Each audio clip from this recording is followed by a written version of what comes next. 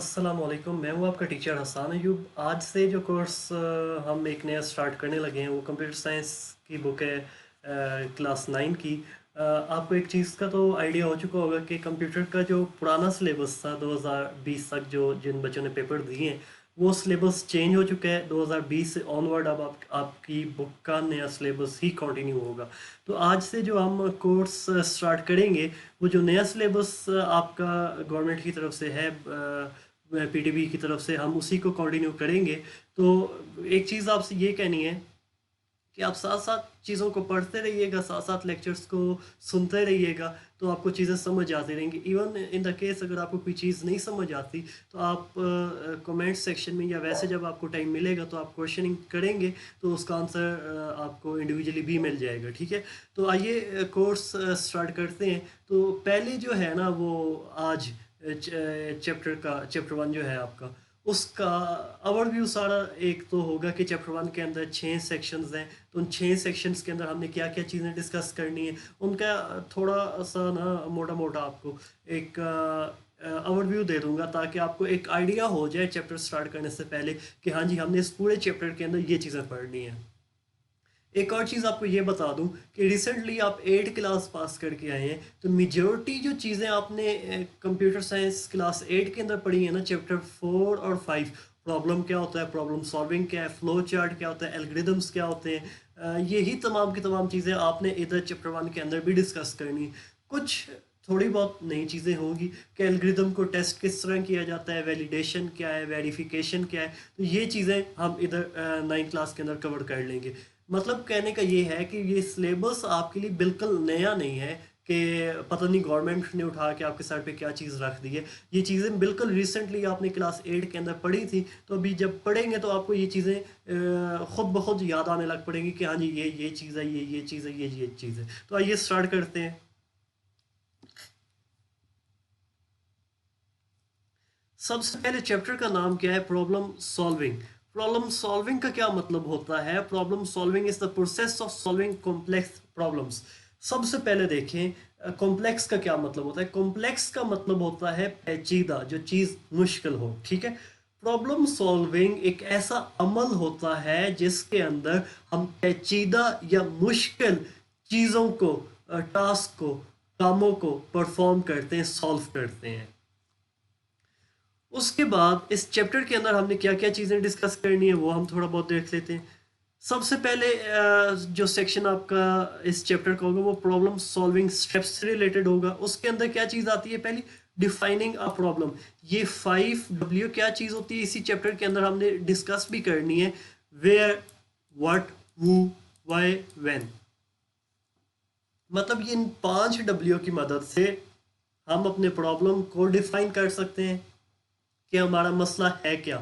क्योंकि जब भी कोई रुकावट आती है ना, तो उसमें सबसे पहली चीज़ आती है कि आपने डिफाइन करना है कि आपकी रुकावट क्या है, आपकी हर्डल क्या है, या आपकी प्रॉब्लम क्या है। ठीक है, तो इसी वजह से पहला फेज जो होता है ना, आपने प्रॉब्लम को बेहतर तरीके से डिफाइन करना है कि हाँ जी, मुझे ये मसला आ रहा है। ठीक है, उसके बाद अंडरस्टैंडिंग द प्रॉब्लम। जब आपने एक बार डिफाइन कर दिया ना कि हाँ जी ये मसला है, तो फिर आपने थोड़ा बहुत टाइम लगा के, दिमाग लगा के उसको अंडरस्टैंड करना है कि हाँ जी ये मसला है तो क्यों है, इसको सॉल्व कैसे किया जा सकता है। ठीक है, इसके बाद फिर हम फर्दर देखेंगे इसके स्टेप्स क्या क्या हो सकते हैं। ठीक है,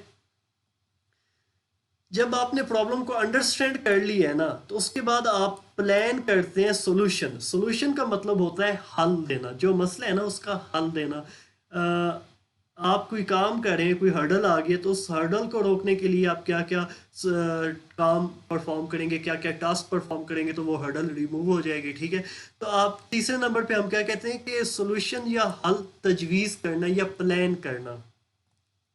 उसके बाद डिफाइनिंग अ कैंडिड सोल्यूशन। कैंडिड का मतलब होता है ये आपने ना एक रफ सी सॉल्यूशंस बता देनी है कि हाँ जी इसका ये हल भी हो सकता है, इसका ये हल भी हो सकता है, इसकी ये सोल्यूशन भी हो सकती है, इसका ये सोल्यूशन भी हो सकता है। ठीक है, a number of solutions can B suggested. मतलब 10 सोल्यूशन भी हो सकती हैं, 20 सोल्यूशन भी हो सकती है, 30 सोल्यूशन भी हो सकती हैं। तो फिर उसके अंदर ना हमने अगर 30 सोल्यूशंस हैं, तो हमने उसमें से सबसे एफिशिएंट, सबसे बेहतर जो सोल्यूशन है ना, हल है, हमने उसको पिक करके उसको अडॉप्ट करना है, और उसको अडॉप्ट करके हम अपने मसले को सॉल्व करते हैं। सिलेक्टिंग द बेस्ट सोल्यूशन, ये भी मैंने आपको चीज़ बताई कि any number of solutions can be there. तो जितने भी सॉल्यूशंस होंगे उसमें से आपने क्या करना है, जो आपको वो एल्गोरिथम्स की मदद से हमारे पास कुछ टेक्निक्स हैं जिसकी मदद से हम अंदाज़ा लगा लेते हैं, हम प्रिडिक्ट कर लेते हैं कि हाँ जी इसमें से जो नंबर 3 पे सोल्यूशन है वो बेस्ट रहेगा। बेस्ट किस हिसाब से कहते हैं वो अभी हमने इसी लेक्चर के अंदर थोड़ा बहुत आगे डिस्कस कर लेंगे, तो कंफ्यूज ना हो, ये चीज़ें हम सारी डिस्कस करेंगे।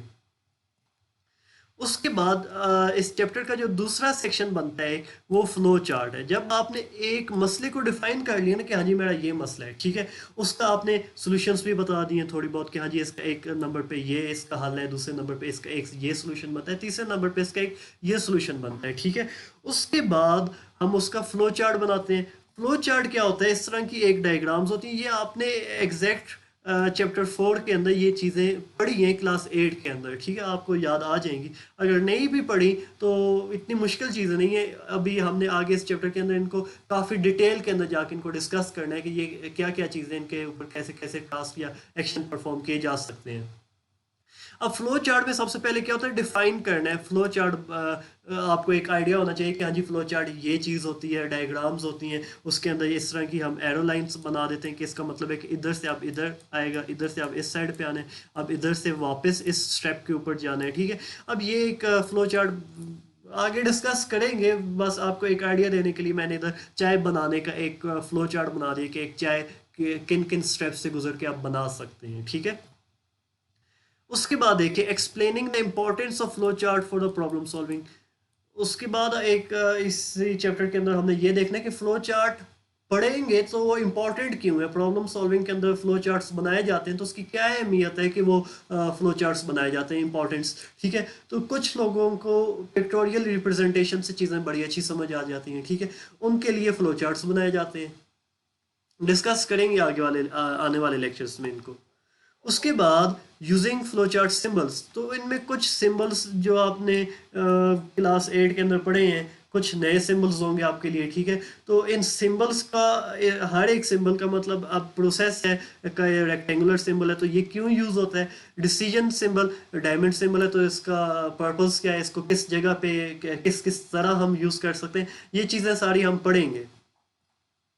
उसके बाद drawing flow chart for the simple problems, ये वैसे ही जैसे अभी मैंने आपको इस पॉइंट के साथ बता दिया था कि कुछ सैंपल कुछ सिचुएशंस आपको बता दी जाएंगी, जैसा कि मैं आपको कह दूंगा कि ऑमलेट बनाने का क्या आप फ्लो चार्ट बना सकते हैं, या एरिया ऑफ अ ट्राइंगल निकालने का फ्लो चार्ट आप कैसे बनाएंगे, ठीक है। तो ये तमाम चीज़ें आपको सिखाएंगे, उसके बाद ही आपको ये टास्क दिए जाएंगे। बस फिलहाल ओवरव्यू हम इस चैप्टर का ले रहे हैं।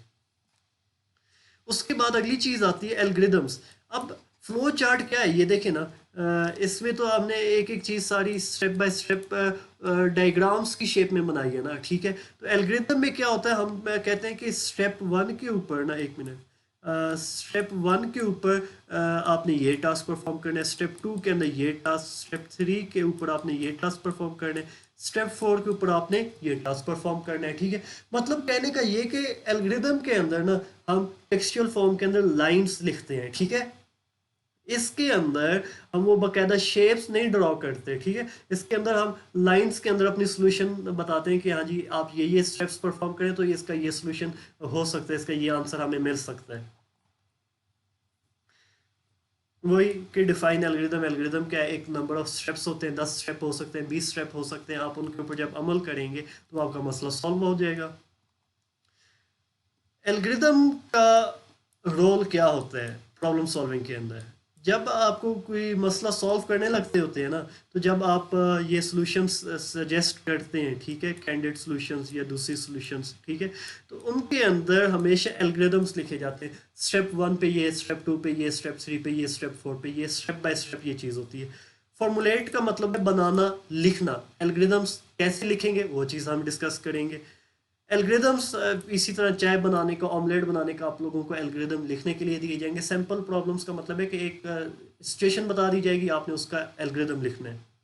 उसके बाद understanding efficiency of the algorithm, ये जो इस लेक्चर की पहली 2 स्लाइड पे हमने चीज़ देखी थी ना कि पहली सोल्यूशन है, दूसरी सोल्यूशन, तीसरी सोल्यूशन, चौथी, पांचवी, 10वीं, 20वीं, 30वीं, 30 सॉल्यूशंस हैं, तो उसमें से सबसे बेस्ट कौन सा होगा, ठीक है। तो वो फिर हम देखेंगे कुछ टेक्निक्स को यूज़ करते हुए कि हाँ जी, अगर 10 एल्गोरिदम्स हैं तो इन 10 में से सबसे बेस्ट वे कौन सा है, सबसे बेस्ट तरीका कौन सा है। अब देखें ना, चार बच्चों ने ना चाय बनाने का अलग अलग तरीका लिखा है, ठीक है। अब वो चारों का सेम नहीं हो सकता अगर चीटिंग ना करें तो, ठीक है।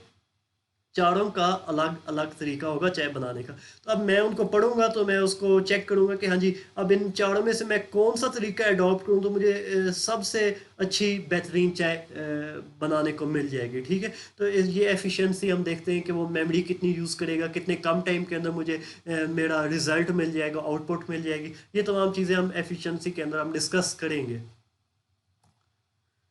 फिर एक आखिरी छोटा सा शॉर्ट क्वेश्चन एक बनता है कि एल्गोरिदम और फ्लो चार्ट के अंदर क्या डिफरेंस है। शेप्स का स्टेप्स लिखने होते हैं, समझने में आसानी होती है एक, और एक मुश्किल होती है। क्वेश्चन हम आगे डिस्कस करेंगे, ये पूरा एक लॉन्ग क्वेश्चन भी बन जाता है कभी कभार। उसके बाद टेस्ट डाटा, जब आपने एल्गोरिदम लिख दिया है ना, आपने कुछ स्टेप्स बता दें कि हाँ जी इस तरह इस तरह आपने ये टास्क परफॉर्म करने, तो उसको आपने जाके इम्प्लीमेंटेशन नहीं स्टार्ट कर देनी कि हाँ जी, इम्प्लीमेंटेशन का मतलब है कि उस पर जाके अमल नहीं करने लग पड़ना कि हाँ जी मैंने तो इस तरह चीज़ें लिखी हुई तो मैं इसके ऊपर अमल करना स्टार्ट कर जाऊँगा, ठीक है। तो आप पहले क्या करते हैं, बाकायदा प्रैक्टिकली उसके ऊपर अमल करने से पहले उसको कुछ चीज़ें या कुछ वैल्यूज़ दे के चेक करते हैं कि हाँ जी ये एल्गोरिदम मुझे सही रिजल्ट देगा या नहीं देगा, ठीक है।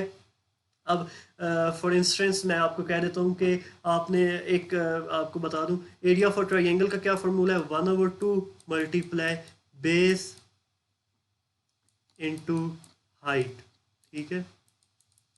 अब इसमें देखें कि अगर आपने फॉर्मूला गलत लगा दिया, 1/2 की जगह आपने मल्टीप्लाई 2 लिख दिए, तो वो आपका आंसर ठीक तो नहीं आएगा ना। एरिया फॉर ट्रायंगल का आंसर कुछ और ही निकलेगा आपका, ठीक है। तो इस तरह हम वैल्यूज़ दे के ना, हम सपोज करते हैं कि अब ये वाला फार्मूला था ना हमारा, हम सपोज करते हैं कि देखें बेस हम कह देते हैं 5 है, हाइट हम कह देते हैं 4 है, तो हम इसको सॉल्व करके कहते हैं कि 20/2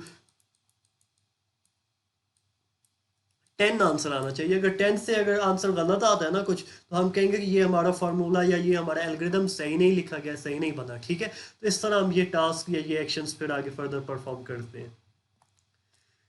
टेस्ट डेटा के अंदर पहले देखिए, understanding the concept of test data. पहले आपको एक इस चैप्टर के अंदर आइडिया बताया जाएगा कि टेस्ट डेटा है क्या, कॉन्सेप्ट उसका बताया जाएगा, इसकी इंपॉर्टेंस क्या है वो तो बाद में जाएगा ना बात।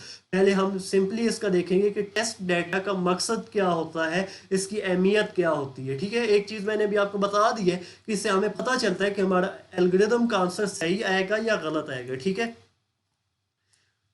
दूसरे नंबर पे हम उसकी अहमियत देखेंगे, इंपॉर्टेंस को हम देखेंगे। कुछ टाइप्स है, एक ही तरीका नहीं होता टास्क परफॉर्म करने का, 3-4 तरीके हैं आप टेस्ट अपने एल्गोरिदम को चेक करने के, टेस्ट करने के। तो वो जो मुख्तलिफ तरीके होंगे, टाइप्स होंगी, हम उनको डिस्कस करेंगे, ठीक है। वेरिफिकेशन एंड वैलिडेशन, पहली चीज देखें वेरिफिकेशन क्या होता है। वेरिफिकेशन का जब आप ये डेफिनेशन पढ़ेंगे तो शायद आपको समझ आ जाए खुद ही। Verification is testing that your product meets the requirement you have written. अब वेरिफिकेशन के अंदर हम देखते हैं कि जो एल्गोरिदम या जो हमने अपने मसले को हल करने के लिए सॉल्यूशंस लिखी है ना, ये सही तरह से हमारी रिक्वायरमेंट्स, हमारी ज़रूरियात के मुताबिक काम कर रही हैं या नहीं कर रही, ठीक है। वेरिफिकेशन के बगैर आपने काम स्टार्ट कर दिया, आपने प्रैक्टिकल काम स्टार्ट कर दिया, और बाद में आपको पता चले कि इतना आपने 2 दिन 4 दिन लगा के ये काम किया है और वो तो काम परफॉर्म हुए ही नहीं है, वो 4 दिन की मेहनत आपकी ज़ाया चली गई है, ठीक है। तो वेरिफिकेशन में हम ये चीज़ देखते हैं कि आया आपके रिक्वायरमेंट्स, आपकी ज़रूरियात जो पूरी होनी चाहिए थी वो पूरी हो रही हैं या नहीं हो रही, ठीक है। उसके बाद वैलिडेशन क्या होता है। वैलिडेशन में हम देखते हैं कि अच्छा, पहली चीज़ तो हमने वेरीफाई कर लिया कि हाँ जी हमारी रिक्वायरमेंट्स के मुताबिक ही काम हो रहा है, ठीक है। उसके बाद हम देखते हैं कि हमारी रिक्वायरमेंट्स के मुताबिक कितना काम हो रहा है। क्या 4 मसले थे हमारे, तो उनमें से चारों के चारों सॉल्व हो रहे हैं या 3 सॉल्व हो रहे हैं, ठीक है। तो इसमें हम ये चीज़ देखते हैं कि हमारा जो प्रोडक्ट थी या जो हमारी चीज़ थी या जो हमारा मसला था वो कंप्लीटली 100% सही रिजल्ट शो कर रहा है या नहीं कर रहा, ठीक है। ये चीज़ें हम डिस्कस करते हैं। उसके बाद identification and correction of the errors. हम इसमें एक चीज़ पढ़ेंगे, एक टेक्निक होती है बेसिकली, जो आपके एल्गोरिदम्स होते हैं उनकी मदद से हम ये चेक कर लेते हैं कि हमारे एल्गोरिदम के अंदर कोई एरर तो नहीं है, कोई आपने फार्मूला तो किसी जगह गलत नहीं लिखा हुआ, ठीक है। मतलब इसके लिए करेक्शन ऑफ एरर्स के लिए हम जो टेक्निक इस्तेमाल करते हैं उसको क्या कहते हैं, ट्रेस टेबल। ट्रेस टेबल की मदद से हम अपने एल्गोरिदम्स को चेक कर लेते हैं कि ये हमारा एल्गोरिदम सही तरह से काम करेगा या नहीं करेगा, सही तरह से आउटपुट वो हमें शो करेगा या नहीं करेगा, ठीक है। ये ट्रेस टेबल का भी हमने एक पूरा लॉन्ग क्वेश्चन एग्जांपल के साथ डिस्कस करेंगे, तब आपको समझ आ जाएगी। उसके बाद using invalid test data for testing. तो ये एक चीज़ तो होती है ना कि आपको सही डाटा, आप देखें ना इसमें 1/2 मल्टीप्लाई बेस इनटू हाइट, ये फार्मूला था, ठीक है। अब इसके अंदर एक चीज़ तो मुझे पता है कि हाँ जी मैंने ना सही वैल्यूज़ एंटर करनी है, ठीक है। बेस की वैल्यू मैं कह सकता हूँ कि 4 होगी, हाइट मैं कह देता हूँ 5 होगी, और 1/2 फार्मूले का आ गया। अब बेस या हाइट कभी भी नेगेटिव नहीं होती है, एक चीज़ का आपको पता होगा, ठीक है। 1 2 3 इस तरह इंक्रीज हो सकती है, ठीक है। मगर नेगेटिव में बेस या हाइट, किसी इंसान का आपने सुना है कि कद जो है वो -5 फीट या -4 फीट इस तरह नहीं होता, ठीक है। अब अगर किसी बंदे ने ये चीज़ की है, मल्टीप्लाई बेस की जगह -5 लिख दिया, ठीक है, और हाइट की जगह उसने 9 लिख दिया, तो अब ये हमने ना इनवैलिड डाटा, गलत डाटा एंटर करके भी हमने चेक करना है कि जब हम गलत डाटा एंटर करेंगे तो उससे हमारा एल्गोरिदम क्या रिजल्ट या क्या आंसर जनरेट करेगा, ठीक है। तो ये चीज़ भी गलत डाटा दे के, इनवैलिड डाटा दे के चेक की जाती है। उम्मीद है कि आपको एक ओवरव्यू तो चैप्टर का पता चल गया होगा कि इस चैप्टर के अंदर हमने क्या क्या चीज़ें डिस्कस करनी है। आगे जो इसका पार्ट 2, इसी लेक्चर 1 का पार्ट 2 के अंदर हम प्रॉपर प्रॉब्लम सॉल्विंग स्टार्ट करेंगे, उसके कुछ पॉइंट्स को हम फर्दर डिस्कस भी करेंगे। तो फ़िलहाल तक आप इसका ओवरव्यू को एक बार दोबारा देखिएगा ताकि आपको आइडिया रहे कि हाँ जी इस चैप्टर के अंदर क्या क्या चीज़ें हमने डिस्कस करनी है। अल्लाह हाफिज़।